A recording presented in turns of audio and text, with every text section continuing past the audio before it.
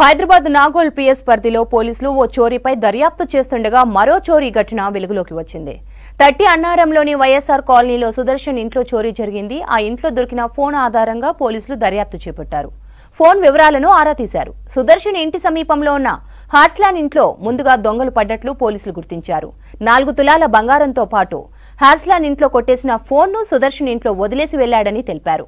పోలీసులను తప్పుదోవ పట్టించేందుకే దుండగులు ఇలా చేసినట్లు పోలీసులు భావిస్తున్నారు. కేసు నమోదు చేసి దర్యాప్తు చేస్తున్నారు పోలీసులు.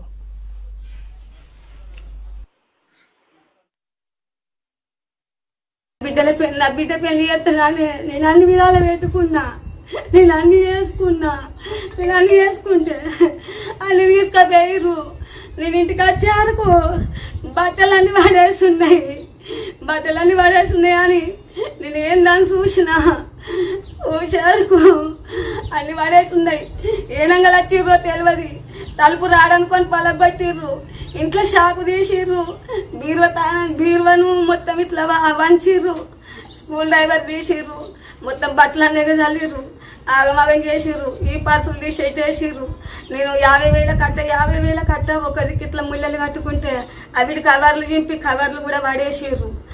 పైసలని తీసుకున్నారు. కమ్మలు ఉంటాయి సార్, కమ్మలు కూడా ఆ కమ్మలు పెట్టెలు ఆడబడేసారు. కమ్మలు తీసుకున్నారు. పావులెత్తు ఉంగరం తీసుకున్నారు. అర్ధులం కంటే ఎక్కువ ఒక జత ఉంటుంది.